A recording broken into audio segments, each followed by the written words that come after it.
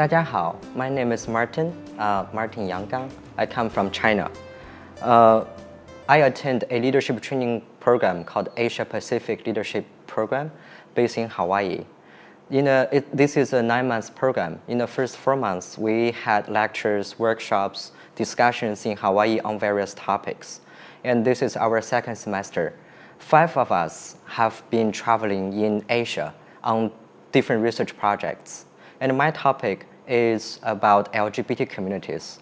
LGBT represents lesbian, gay, bisexual, transgender people. Why I started this project, it's actually a very simple idea. I just want to have a better understanding of LGBT communities and related issues.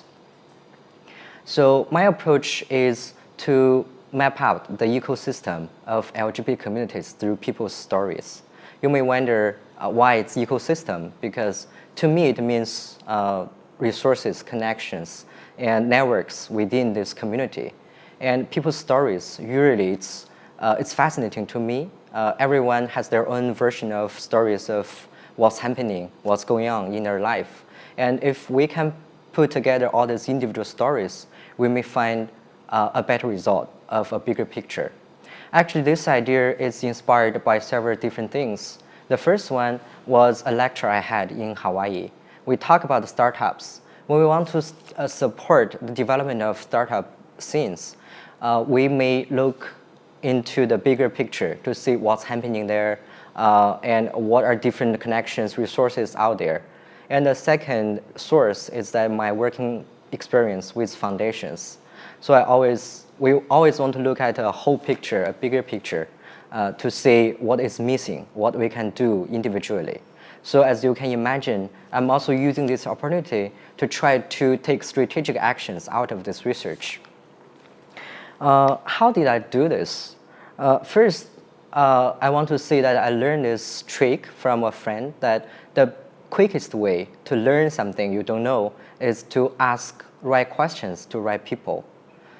What are my questions? I've been thinking about this, and my questions are the first, what you are doing, right? Basically, I'm just interested in people's stories, their work, and then why you are doing what you are doing. And then also, like what happened in your past, and what's your plan for your future? So that's basically my questions in the past 4 months. And then I also value the face-to-face communication with people. It's not only about building trust between each other, it's also about networking. So just give you a small overview of my research. Actually, this research started from December. So till now, it's almost like 150 days. I've been to more than 20 cities, and I've reached out to more than 300 contacts, and I conducted more than 150 in-depth conversations, and also mapped out more than 1,000 individual leaders who are very active in LGBT community. What I have learned. So the first thing I want to say is that I look into this ecosystem through different angles. There are many angles you may imagine. The first thing is like look at through different social sectors. There are government, nonprofit, civil society, and business. And also there are different professions. There are media, academia, business, training, different professions just. And then there are also different needs. So when people have their needs, we look at the needs. There are 2 levels to me. So the first one is at the individual level. So when people develop from a very early age to the end of their day, there are like probably more than 300 needs. And are they all met? Or what we can do about them? Also, there's time difference. There's past, there's present, there's a future. And also there are different geographic features. There are cities, rural areas, just many different kinds of situations. And also, if you consider more of different social factors, there are economic development differences, there are education differences. So basically, I'm trying to say, okay, what's happening right now within all these angles? So my findings are, the first I want to show you that I find, based on my research, the civil society sector is the biggest driving force of LGBT community. So you can see they're actually pretty large, and there are the majority of people I've interviewed are from civil society sector. And the second is business sector. So there are different people, they're trying to use the for-profit approach to address some of the issues. And then the least one is government and intergovernmental institutions. There are only a few initiatives that I've mapped out. And if we take a deeper look into these three sectors, for example, in civil society, the first thing that jumps into my eyes is literature and art. You know, there's a long history of written record. So people write about LGBT issues or the LGBT people's lives in their novels, journals, and their books. And also there's a whole movement of art. So artists started to think about gender, body, about themselves, so they can present them either visually or through music. And then the second or the largest force, it's about nonprofits, NGOs, community-based organizations, interest-based groups, self-help groups, and also foundations. They're doing a tremendous deal of work to advance the better livelihood and better life for LGBT community. And then the third one is academia and education. There are many researchers, scholars, they're doing various research about LGBT topic. And then there comes media.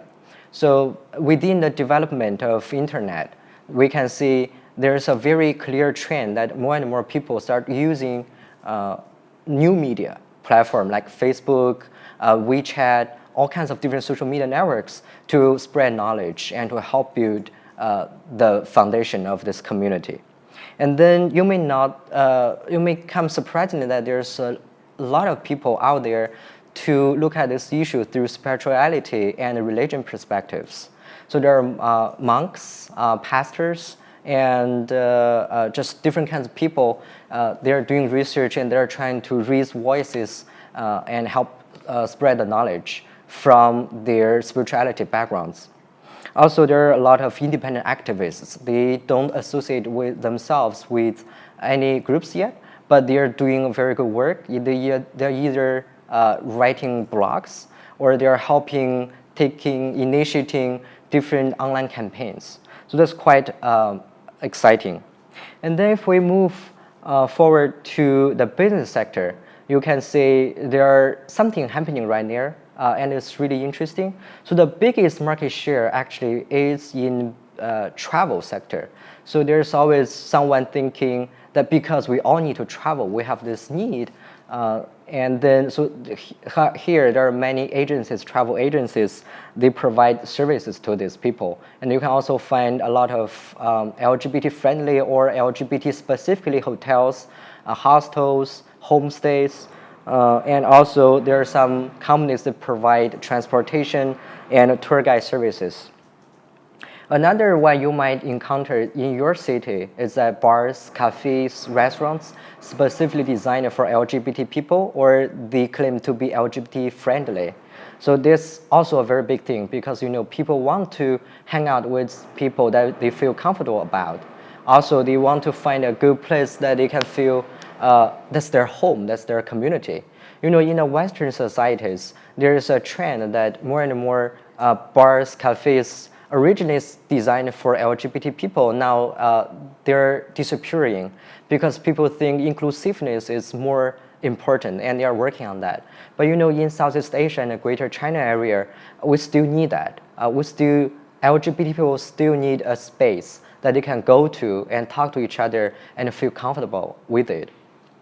And also, there's some publishing houses, they have joined the cause. They start to pull up together all the different monographs and different books. So they are trying to spread the knowledge that's really important to the society. There are also a few very interesting phenomena that some people started thinking using social enterprise or for-profit approach to address health needs. The biggest health need Or you can see in the media, it's the HIV/AIDS. So many people will associate HIV/AIDS to homosexual people, especially men who have sex with men and also transgender people. But actually, there are different kinds of health needs. People will have this need to test their STDs, sexual transferable diseases, and they need psychology counseling. Some of the transgender people, they may also need gender reassignment or surgery. So there's a lot of gap out there. And also, because people all have this need to make friends, to date, so the social networking business is now blooming. You can find a lot of apps. They're helping LGBT community to know each other, to meet on offline, and to date, right? Also, here's another sector is about leisure and lifestyle. People, they want to live a very fashionable life. They want to live different kinds of life. So there are magazines, there are beauty products. There are a lot of things, parties going on out there. Based on all that, when you look at the government side, you want to say, okay, if we as civil society, as business are working on that, what the government is doing, actually there's not that much happening right now. The biggest thing government can do is to it's their attitude, basically. If they are okay with dealing with LGBT issues. But in many countries, the government now hasn't recognized the existence of LGBT people yet. That's something we want to work on. And the second thing government can do is to issue public policies. These policies may include the constitution, different laws, circulations, notifications. But in many places, these policies are not very favorable to LGBT community. In many countries, law enforcement is also very important. For example, in Singapore, in Malaysia, there's still 377 penal code. The government is not saying that they will strongly enforce the punishment, but there's still some threat out there. There's nothing wrong to have a lover, to have a homosexual intercourse, but it's the government doesn't approve this. So that's something many people are trying to work on that. Beyond each individual government, there are also intergovernmental efforts. For example, in the UN level, people have been drafting principles for human rights. So to say everyone's equal, and they want to advocate this globally to let more people understand the LGBT community. One very interesting initiative I've mapped out is taken by UNDP. They have this Being LGBT in Asia initiative. It started around 2012. So they have finished the first phase. They have conducted 8 country reports. You can find a lot of very interesting data and stories out there. And now they are moving into the second phase. They're doing more in-depth research and to try to help raise the voice of LGBT community. So that's something I've found. That's a very brief introduction. Right now, since I've collected this data, but I have a hard time to really make sense of them. I need your help. And also, based on my research, I find there are many opportunities that probably we can work together in the future. So I want to invite you to join me. If you are interested in doing research, if you are interested in finding business opportunities in LGBT industry, or if you want to do something to change the law, the social perception of LGBT people, please contact me, because I'm sure the list I've mapped out is far beyond complete. I need your help to do either in-country research, more research, or just help me analyze my data. So that's something I want to share with you today. There are also a few final things I want to bring about is that the actions, the gaps I see, the actions I want to take. The first thing is I feel the knowledge is a big issue. If you ask a lot of questions about LGBT community, there are no answer yet. So I hope there can be more people starting to do research about LGBT communities in Asia. The second thing is how can we build a better access to information? This access is not only for LGBT people themselves, but also for people in general.